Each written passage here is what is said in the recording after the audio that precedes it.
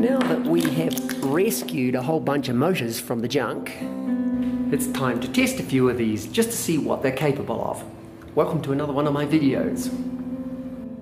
Now, for this exercise, we're going to need a board with a hole in it that's going to take a piece of broomstick. Then another piece of board, just a piece of scrap with another hole in it, to then go over.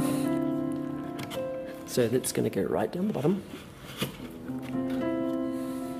Actually, it's probably better on the bottom. And I'm going to turn it over and cut it off here.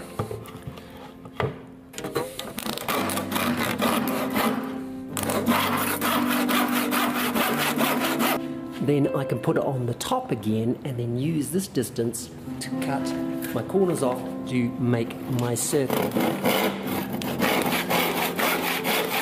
And then move it around to the next piece and cut those pieces off. Then with it in a vise, using that top there as your guide, you're going to then cut off those little points.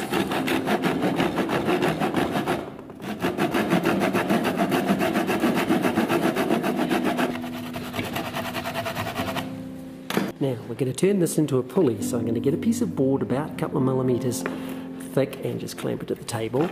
Put the wheel on that, and then the saw, I'm going to run it on top of the board and score a line right around here.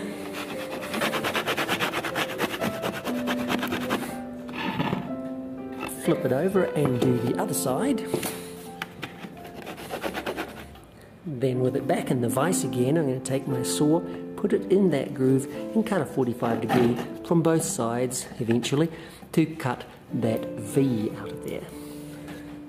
Then clean it up with some sandpaper. So there we have our pulley.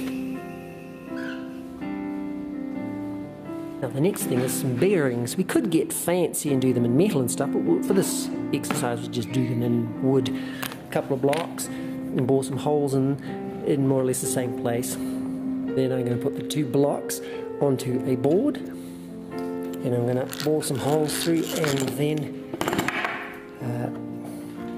screw the bottoms on. Countersink it and then in with my screw.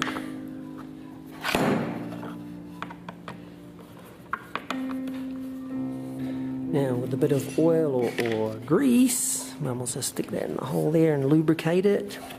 Or some oil, maybe both, I don't know, some grease. Put it in there and that should get it spinning for us. Now a little piece of broomstick with a hole down the middle. And with a wood screw that'll go through with a piece that doesn't have the screw up the top so it doesn't grind out the thing. And screw it onto the wheel.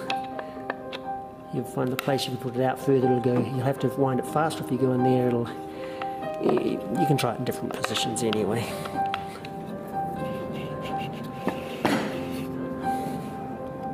Now in order for this to run true and also to take up any little wobble that I might have in that joint, I'm going to take that wheel off and then take a saw and cut a slice through there. Actually, it's probably more easier in the vise. Then from a stick, I'm going to cut a wedge.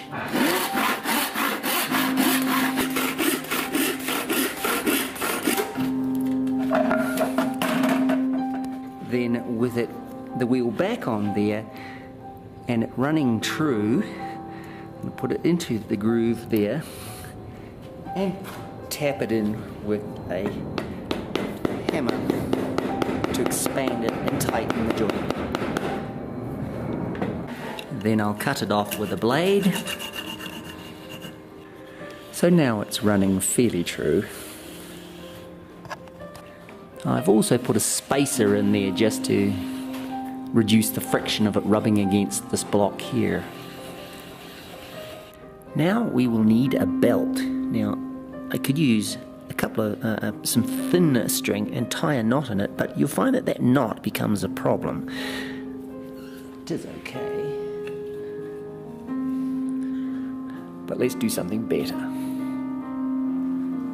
We can take some thread here and go around the wheel in a block on the table to more or less where the motors are going to go, and go around once, tie a knot just to fix it.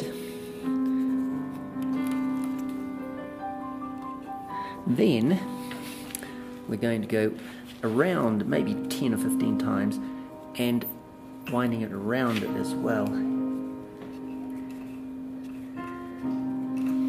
until we get sort of an endless rope with no knots in it, or the knot is very small. And once you get to that final knot again, just tie it off.